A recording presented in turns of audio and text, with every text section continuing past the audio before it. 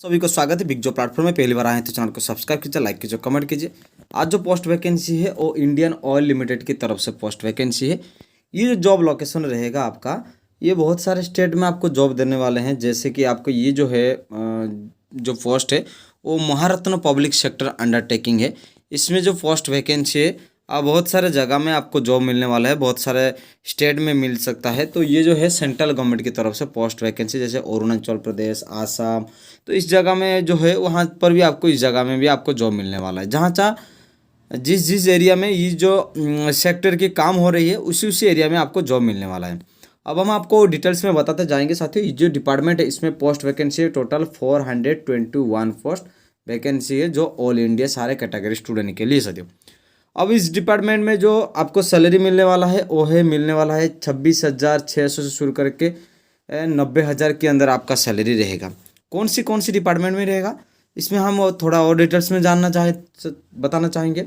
जैसे कि MDL 22023, ये जो सेक्टर में आपको जो जॉब मिलने वाला है ये है आपका ट्रेड सर्टिफिकेट और मैकेनिक के लिए, और डीजल ट्रेड और गवर्नमेंट रिकॉग्नाइज आपका इंस्टीट्यूट होना चाहिए। जैसे कि आप गवर्नमेंट ITI कर चुके हैं तो आपके लिए वो अच्छा मौका मिलने वाला है। साथियों, इसमें टोटल जो पोस्ट वैकेंसी है वो 89 पोस्ट वैकेंसी है।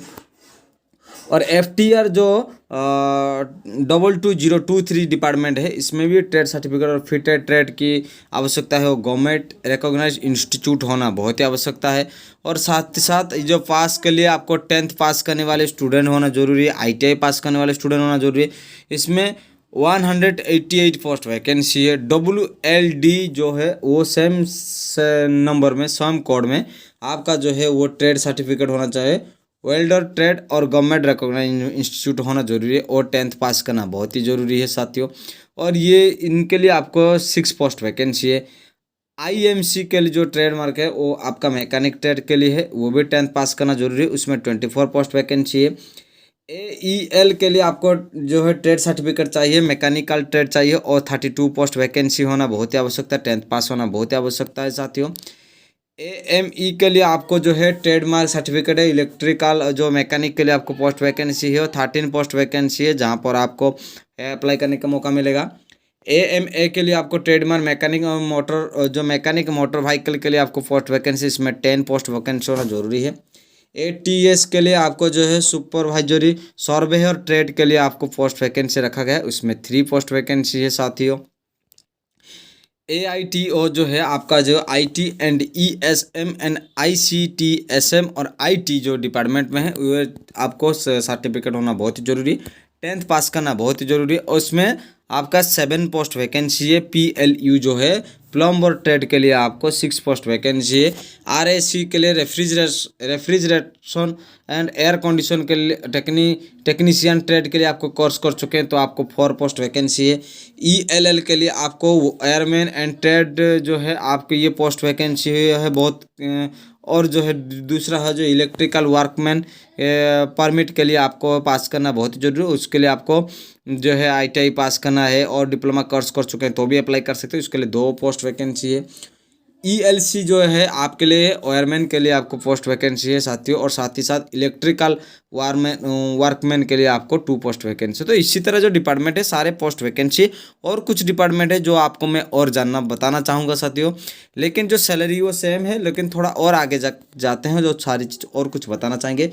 OPT जो है आपको 12023 की पोस्ट वैकेंसी, उसमें 10th और 12 पास करना जरूरी है, साइंस स्ट्रीम होना बहुत ही आवश्यकता है। साथियों, diploma in OT technology course करना जो बहुत ही जरूरी है। जो एनेस्थेसिया, जैसे कि एनेस्थेसिया OT एंड जो है एंडोस्कोपी जो है आपको जो कोर्स है उसका ऊपर भी कोर्स कर चुके होंगे तो मिनिमम आपका 2 साल की आपका जो है एक्सपीरियंस सर्टिफिकेट मांग रहे हैं। और इसी तरह मिनिमम आपका क्वालिफिकेशन होना बहुत ही ज़रूरी है, जिसका आपका 3 पोस्ट वैकेंसी है जहाँ पर आप अप्लाई करने चाहेंगे। ये जो डिपार्टमेंट कुछ रहेगा तो मेडिकल सेक्टर में होगा, लेकिन ये मेडिकल सेक्टर उसी डिपार्टमेंट में होगा जो इंडियन ऑयल के डिपार्टमेंट में।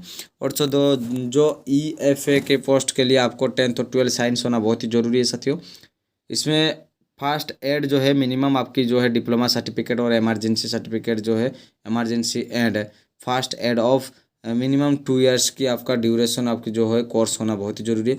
इसमें जो है 2 साल की आपका क्वालिफिकेशन एक्सपीरियंस होना जरूरी है। और इसमें जो है 3 पोस्ट वैकेंसी साथियों। और आईसीयू के जो पोस्ट वैकेंसी वो भी +2 साइंस होना जरूरी है, डिप्लोमा कोर्स कर चुके हैं आईसीयू के टेक्नोलॉजी एंड मिनिमम 2 साल का एक्सपीरियंस होना जरूरी है। फिर इसमें के लिए 2 ही पोस्ट वैकेंसी है। और जो पीएचएस के लिए आपको जो है ये डिपार्टमेंट के लिए जो पास करना हो 10th और 12 पास करना जरूरी है और साइंस स्ट्रीम होना आवश्यकता है साथियों। और सैनिटरी जो इंस्पेक्टर के लिए आपको कोर्स करना बहुत ही जरूरी है और 1 साल की आपकी जो ड्यूरेशन गवर्नमेंट सर्टिफिकेट होना जरूरी है। इसमें 3 साल की आपका जो क्वालिफिकेशन एक्सपीरियंस सर्टिफिकेट देना है आपको, फिर जाके इसमें 2 पोस्ट वैकेंसी वो मिलने वाला है। अब थोड़ा हम आपको ग्रुप 5 के लिए जो है पोस्ट वैकेंसी के ऊपर बातचीत करेंगे। उसमें जो डिपार्टमेंट है आपको देख ही सकते हैं, ये 32,000 से शुरू करके 1,27,000 के अंदर आपका सैलरी रहेगी। और NUR जो है आपकी जो 10th और 12 पास करना है और उस स्ट्रीम के लिए आपको जो नर्सिंग की है, जनरल नर्सिंग की ऊपर आपको सर्टिफिकेट होना बहुत ही आवश्यकता है साथियों। तो नर्सिंग के ऊपर जो है आपका पोस्ट JNM जैसे कि है जनरल नर्सिंग एंड मिडवाइफरी के लिए आपको जो है 2 पोस्ट वैकेंसी जो आप अप्लाई कर सकते हैं साथियों। तो इसी तरह जो है डिपार्टमेंट वाइज जो डिपार्टमेंट हम आपको और स्टेप दिखाते जाएंगे। DEA जो है post vacancy science and stream के लिए ये आपका आवश्यकता है। BSc और food science and nutrition of minimum ये एक ही पोस्ट वैकेंसी जो न्यूट्रिशन का ऊपर कोर्स कर चुके हैं साथियों। तो जो कुछ चीज़ था और भी कुछ चीज़ है जो हम आपको और बताना चाहेंगे। TCG के लिए आपको जो है आपकी जो है BSc और जियोलॉजी एंड जियो इन्फॉर्मेटिक की कोर्स हो चुके हैं और BA के लिए ज्योग्राफी की कोर्स कर चुके हैं जो स्टूडेंट, वो भी अप्लाई कर सकते हैं। और 6 साल की ड्यूरेशन रहेगा और बॉर्डर ये जो है 8 पोस्ट वैकेंसी साथियों। और PCG के लिए आपको है फिजिक्स केमिस्ट्री एंड जियोलॉजी के लिए आपको पोस्ट वैकेंसी 7 पोस्ट वैकेंसी है।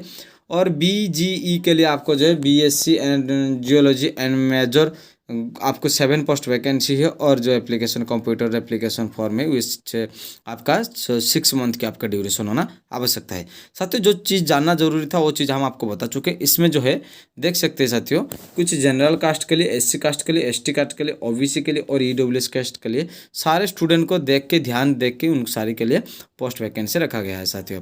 जब आप इस जॉब के लिए कुछ अप्लाई करने के लिए जाएंगे तो SC ST जो कास्ट सर्टिफिकेट है वो जो आपको जरूर अप्लाई करने के समय आपको देना है, जिससे आपकी ये जो पोस्ट है वो आप लोग का हो सकता है।